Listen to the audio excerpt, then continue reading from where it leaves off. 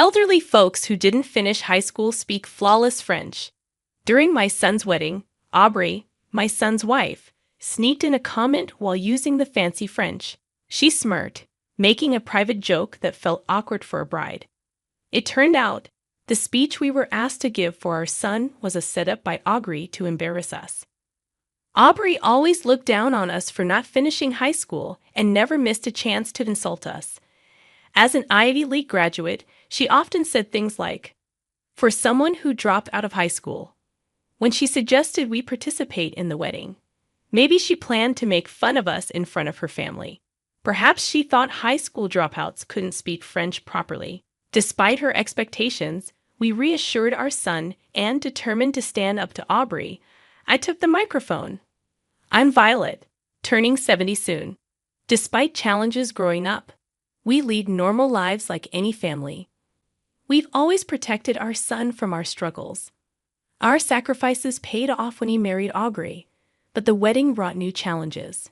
When we first met Aubrey, she seemed modest and gentle, making us happy about our son marrying such a wonderful person. But things changed when my husband talked about our son's past. He's always been smart, unlike us. He even went to state university. Aubrey interrupted. "Oh, so you two didn't go to a public university?" "No," I said, "we didn't finish high school due to family issues. We had to help with the family business instead of going to school." Despite some not-so-proud moments, we exchanged sad smiles at my eldest son's wife's reaction.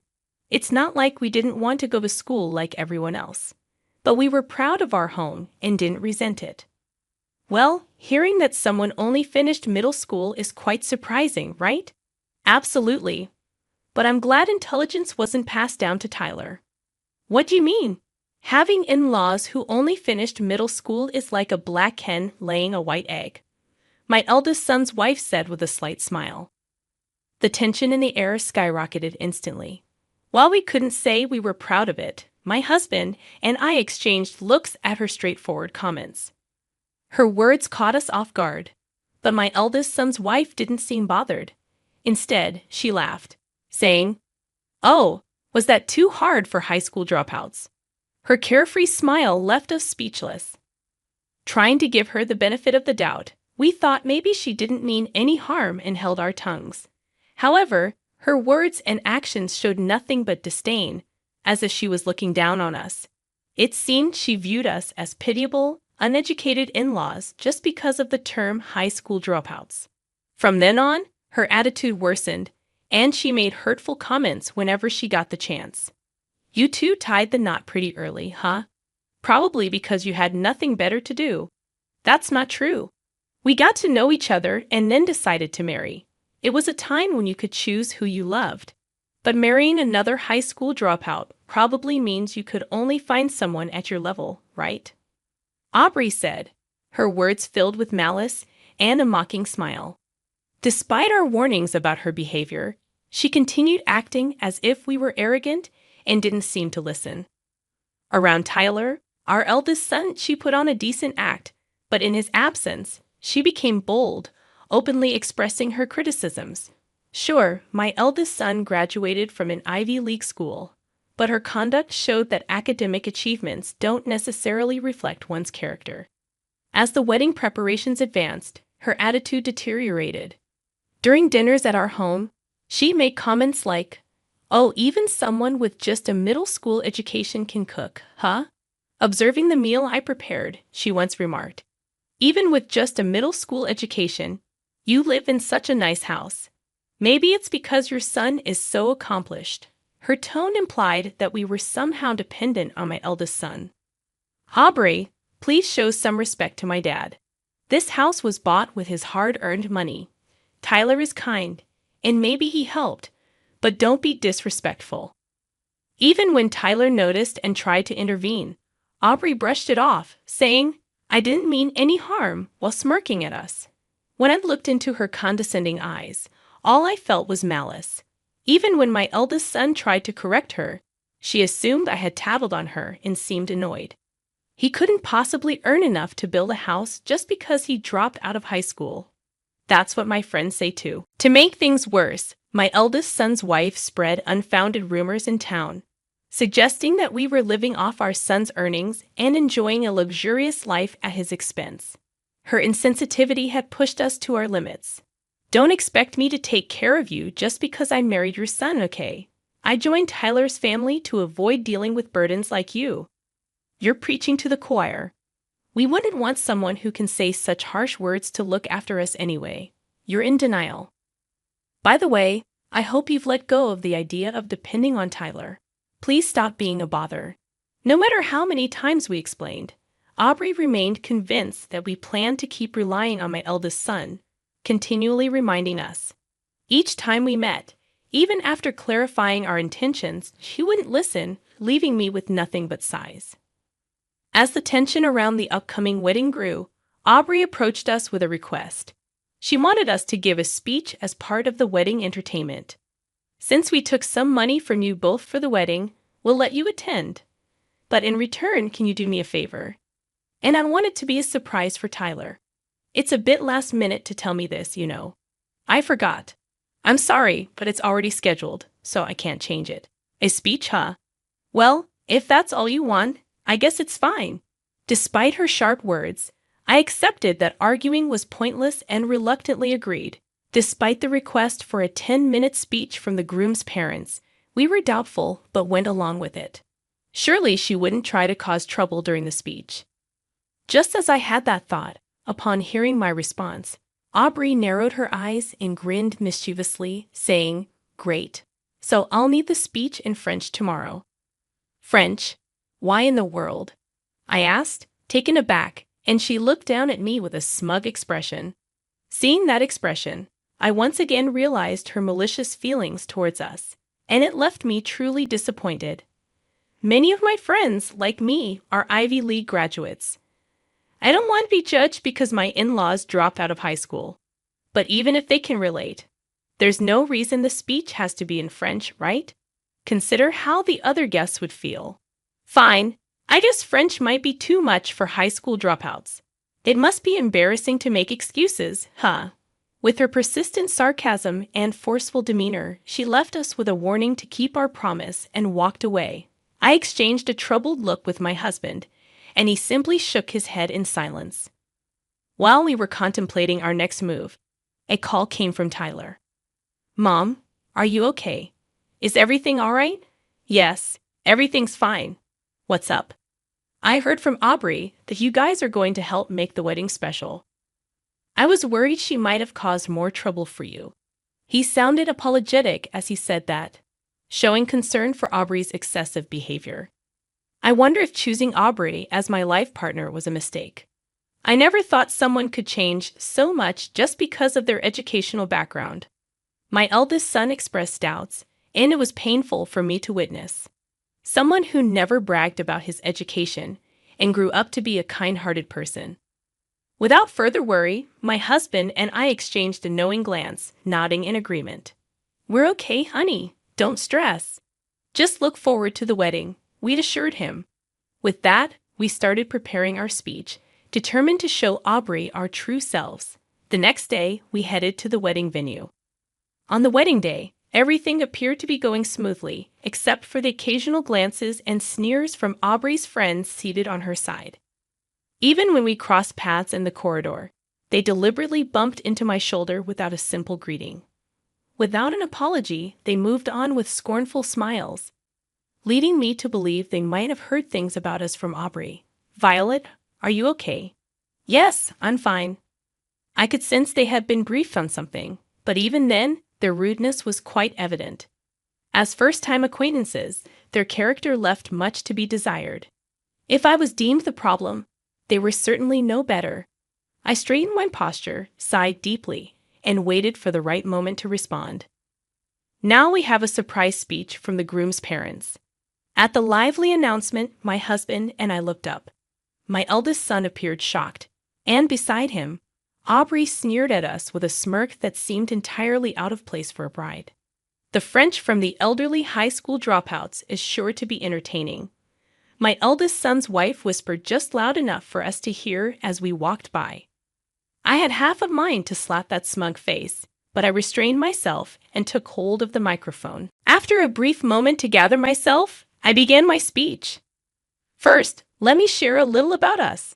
As I started, I noticed from the corner of my eye that Aubrey's eyes widened in surprise. She likely expected a disappointing speech in broken French from the grandparents. While our fluency might not be native-like, it's safe to say we exceeded her expectations.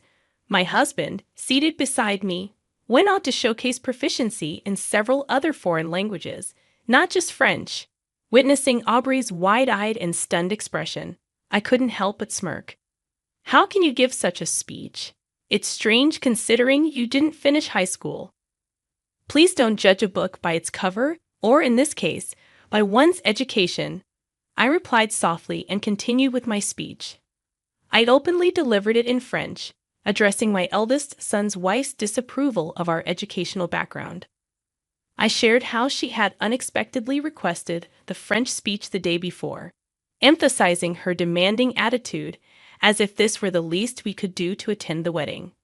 I even brought up her past insults towards us. I had much more to say, but my speech was cut short due to a flustered interruption from Aubrey. Nevertheless, the murmurs and whispers in the crowd, along with the shocked look on Aubrey's face, made me feel that revenge was achieved. Sorry for that little commotion. It was a surprise speech from the groom's parents. Thank you? No, thank you. And may I say, your pronunciation was impeccable. Did you study abroad? No, to our embarrassment, we dropped out of high school. While it's true that we didn't finish high school, my decision was driven by the need to support the family business. As for my husband, despite completing only middle school, he not only provided for his family, but also rose to become the CEO of a successful company. He climbed the ranks through relentless work, eventually establishing his own company and acquiring the necessary knowledge on his own. Skipping formal education was inconsequential for him. We crossed paths by chance through work, and understanding the similar challenges I faced, he stepped in to assist with my family's business. Thank you for helping our family. I can't express my gratitude enough. If you appreciate it, why not join us? Having someone who has faced similar challenges would be reassuring. That's how I joined my husband's company and continued working even after we got married until my retirement. Since the company had operations overseas, both my husband and I became fluent in French. I concluded with a smile to Aubrey. The bride requested us to deliver this speech in French at this beautiful venue. She arranged this opportunity so that my husband and I, who only completed middle school, wouldn't be looked down upon by her and her highly educated friends, some of whom graduated from prestigious universities like Harvard. Despite her request for a French speech, it seemed she couldn't fully comprehend it.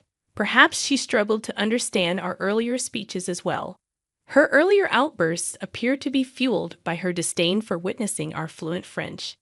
As I waved cheerfully, Aubrey responded timidly. Her usual sarcastic remarks vanished, and she remained silent, looking down for the rest of the event.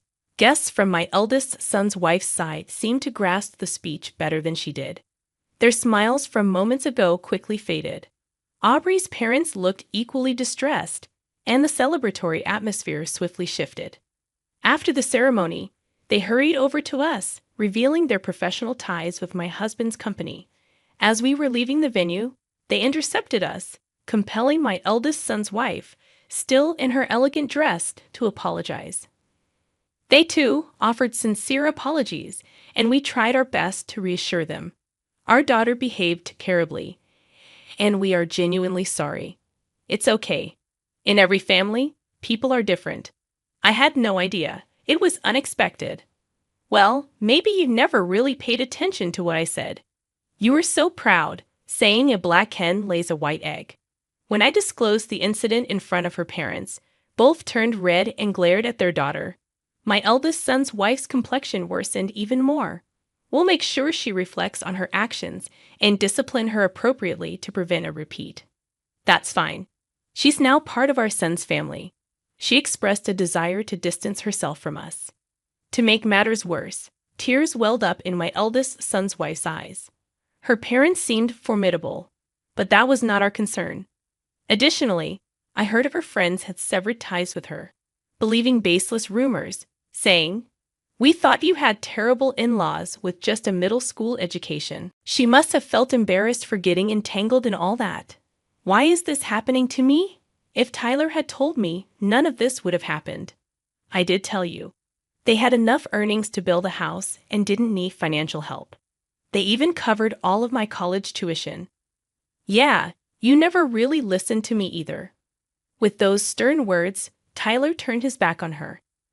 Though typically mild-mannered, Tyler had reached his breaking point with the situation and was even contemplating divorce. Abandoned by relatives, friends, and even my eldest son, Aubrey found herself completely isolated. A few days after the ceremony, despite serious contemplation of divorce, it appeared they were still trying to work things out in their marriage.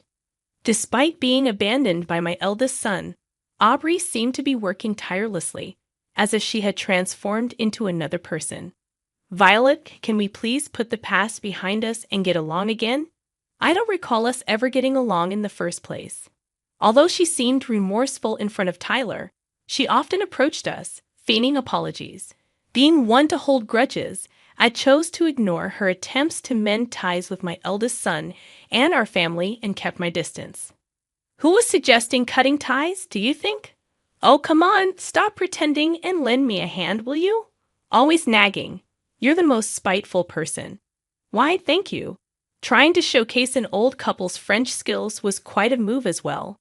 Unhappy with my response, a frustrated Aubrey glared at me with her unapologetic attitude. It seemed our relationship might be irreparably damaged soon. Regardless of the difficult position it put her in, I wondered about the source of her high pride. She looked down on us and was unwilling to reflect on her actions. Recently, a relative who had recorded the wedding sent us the footage. When it reached my speech, we clearly saw the surprised expression on the bride's face and burst out laughing. School isn't the only place to learn. Maybe I should try picking up something new. Why not? Perhaps I'll join you. We decided to head to a bookstore together to search for study materials.